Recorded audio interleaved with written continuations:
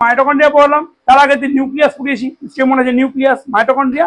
আজকে প্লাস্টিড পড়ছি কারণ দ্বি-একক যে সমস্ত পর্দাবৃত কোষ অঙ্গাণুগুলো রয়েছে সেই অঙ্গাণুগুলোকে আমি আগে শেষ করছি, তাই জন্য প্লাস্টিডটা আজকে পড়াচ্ছি, ঠিক আছে।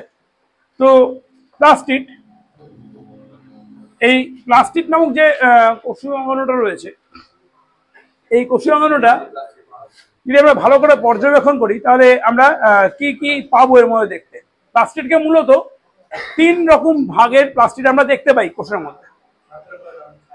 উদ্ভিদ কোষের কোষীয় অঙ্গাণু, এটা উদ্ভিদের পিগমেন্টেশন মানে বর্ণের জন্য দায়ী এই কোষীয় অঙ্গাণু। তাহলে এই প্লাস্টিড মূলত এমন একটা কোষীয় অঙ্গাণু যে কোষীয় অঙ্গাণুটা বর্ণ বা কালারকে নির্দেশ করে। এই কালারকে আমরা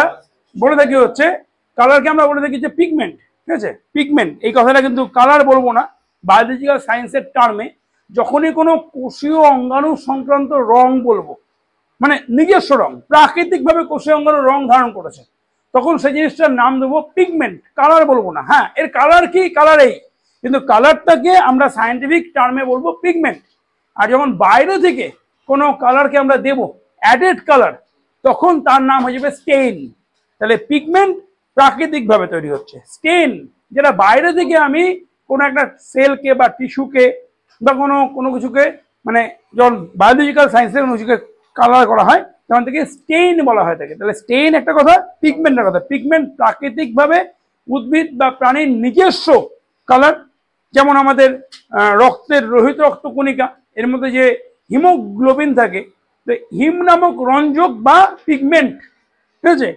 হিম নামক রঞ্জক বা রঞ্জক, বাংলায় বলছি রঞ্জক, ইংলিশে বলছি যখন তখন কালার না বলে বলছি পিগমেন্ট, ঠিক আছে। তেমনই ঠিক প্লাস্টিড হচ্ছে উদ্ভিদের কালারের জন্য একটা জিনিস, একেও কিন্তু একটা পিগমেন্ট বলা হয় থাকে। 3 রকমের প্লাস্টিড হয়, ক্লোরোপ্লাস্ট, ক্রোমোপ্লাস্ট আর লিউকোপ্লাস্ট।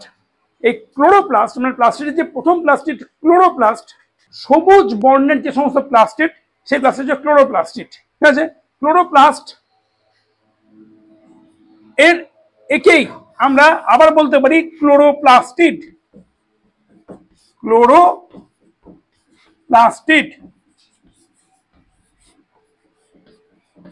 ক্লোরোপ্লাস্টিড।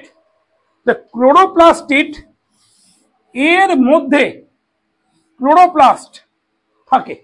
তাহলে ক্লোরোপ্লাস্টিডের মধ্যে ক্লোরোপ্লাস্ট নামক পিগমেন্ট থাকে, ক্লোরোপ্লাস্টিডের মধ্যে ক্লোরোপ্লাস্ট নামক পিগমেন্ট থাকে, ঠিক আছে। তাই এর নাম হচ্ছে ক্লোরোপ্লাস্টিড। মানে ক্লোরোফিল যুক্ত পিগমেন্ট।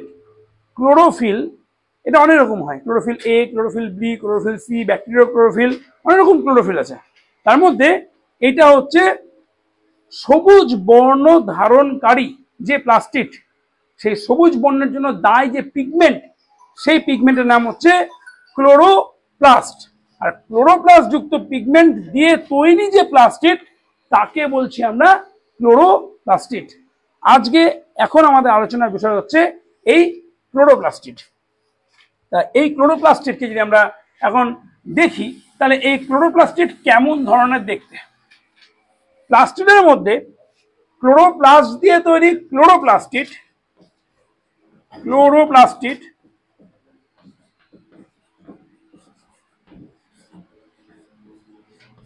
যা তৈরি হয়েছে ক্লোরোপ্লাস্ট দিয়ে,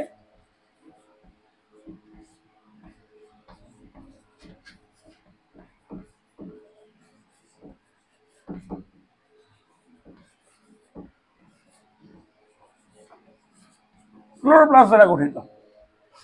এই প্লাস্টিডটা কেমন দেখতে, এই কোষীয় অঙ্গাণুটা কেমন দেখতে। এই যে ক্লোরোপ্লাস্টিড, এই ক্লোরোপ্লাস্টিডের জন্য গাছের পাতা, কচি কাণ্ড, ফুলের যে বৃতি এর বর্ণ সবুজ হয়, বা বীজের যে উপরের প্রথম যে ত্বকটা তৈরি হয় সেটা সবুজ হয়। বীজের যে মানে উপরের ত্বক বাদে ফলের যে প্রথম ত্বক সেটাও সবুজ হয়। আম যদি দেখিস, কাঁচা আম সবুজ বর্ণের। মটরশুঁটি তো শীতের সময় আমরা খেয়েছি, বলতে গিয়ে মটরশুঁটি যে উপরের পুরো ত্বকটা সবুজ, ফাটাতে গেলে ভিতরে বীজটা বেরাচ্ছে সেটাও সবুজ। তো এটা হচ্ছে ক্লোরোপ্লাস্টের একটা প্রত্যক্ষ উদাহরণ। প্রত্যক্ষ মানে যেটা আমি সরাসরি দেখতে পাচ্ছি। তো এই ক্লোরোপ্লাস্টিড এ দেখতে কেমন ধরনের হয়? দ্বি-একক পর্দাবৃত একটা কোষীয় অঙ্গাণু বিশেষ। একইভাবে যেমন করে আগের দিন মাইটোকন্ড্রিয়াতে দুটো পর্দা বলেছিলাম, দ্বি-একক পর্দা, ঠিক প্লাস্টিডের মধ্যে এরকম দুটো একক পর্দা দেখতে পাওয়া যায়।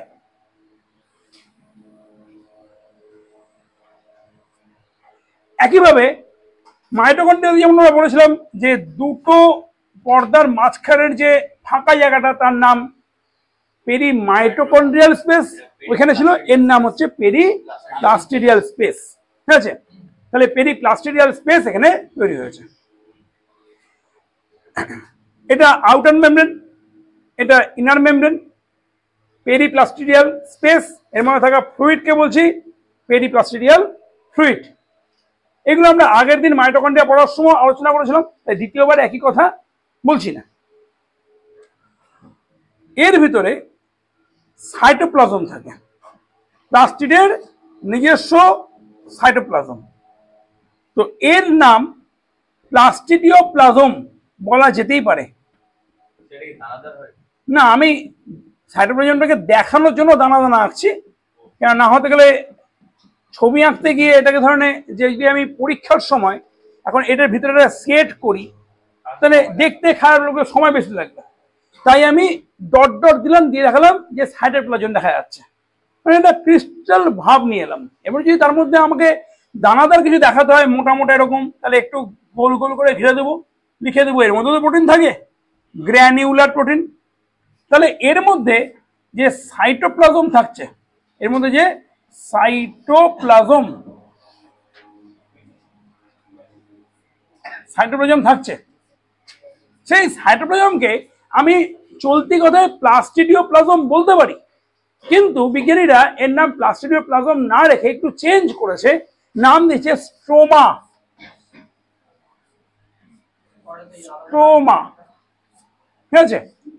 কেননা মানে অনেক সময় যে নিউক্লিয়াসে নিউক্লিওপ্লাজম, প্লাস্টিডিওপ্লাজম, মাইটোকন্ড্রিওপ্লাজম বলছি, একটু আলাদা। মানে মাইটোকন্ড্রিয়া, নিউক্লিয়াস, এটা তোর প্রাণী কোষ, উদ্ভিদ কোষ দুজনের মধ্যে থাকে। প্লাস্টিড থাকে হচ্ছে কেবলমাত্র উদ্ভিদ কোষের মধ্যে, ঠিক আছে? এই কারণের জন্য একটু আলাদা একটা টেস্ট চেঞ্জ করার জন্য, ব্যাপারটাকে এটা অন্য ধরনের বোঝানোর জন্য যে হ্যাঁ স্পেশাল একটা নাম, সাইটোপ্লাজমের নামটা স্পেশালি দেওয়া উচিত, ঠিক আছে? তাই জন্য এর নাম দেওয়া হয়েছে স্ট্রোমা, ঠিক আছে?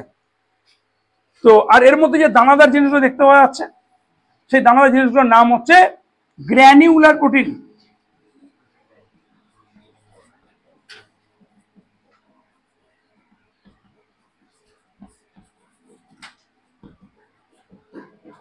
তো আমি তোদের বলেছিলাম যখনই দানাদার প্রোটিন দেখতে পাবো সে প্রোটিনের নাম আমরা গ্র্যানিউলার দিতে পারি, ঠিক আছে? প্রোটিনের অনেকগুলো ভাগ হয়, তার মধ্যে দানাদার প্রোটিনকে গ্র্যানিউলার প্রোটিন বলা হয় থাকে। এর মধ্যে একটা বিশেষ জিনিস দেখতে পাওয়া যায়, সেটা দেখতে একটা চাকতির মতন হয়, হ্যাঁ গ্রানা নাম বলছিস ঠিক আছে, কিন্তু নামকরণটা ওরকম করে করলে হবে না, ঠিক আছে? এদেরকে এই যে চাকতিগুলো দেখতে পাচ্ছি, চাকতিগুলোর নাম হচ্ছে থাইলাকয়েড। আমি আলাদা করে পরে আলোচনা করবো, থাইলাকয়েড নিয়ে আলোচনা করবো। থাইলাকয়েডগুলো একের সঙ্গে একটা যুক্ত হয়ে হয়ে হয়ে হয়ে যে একটা বিম তৈরি করেছে, একটা থাইলাকয়েডের উপর একটা থাইলাকয়েড, একটা থাইলাকয়েডের উপর একটা থাইলাকয়েড, একটার উপর একটা।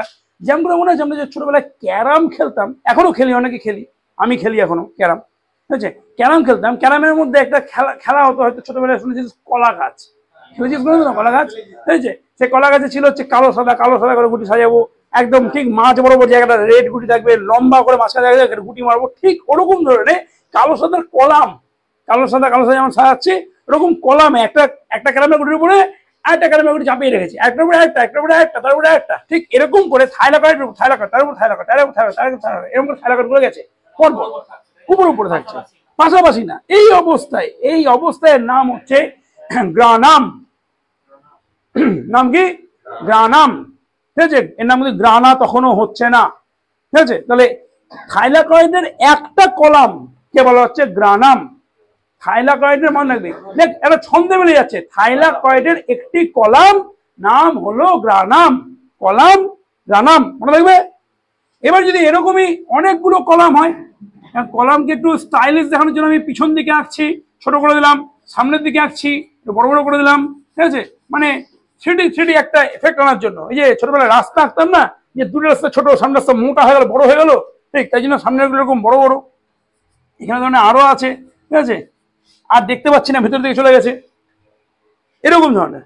এই যে একাধিক যে গ্রানাম, এটা একটা গ্রানাম, এটা একটা গ্রানাম, এটা একটা গ্রানাম, এটা একটা গ্রানাম, এরকম একাধিক গ্রানাম আছে। এই গ্রানাম গুলো মিলিত অবস্থায় তৈরি করে গ্রানা, ঠিক আছে। তাহলে গ্রানাম হচ্ছে সিঙ্গুলার ফর্মে, আর গ্রানা হচ্ছে প্লুরাল ফর্মে, ঠিক আছে। তো ঠিক আছে, হ্যাঁ, একাধিক গ্রানাম মিলে এই পুরো গ্রানাটা তৈরি করছে, বুঝে গেছে।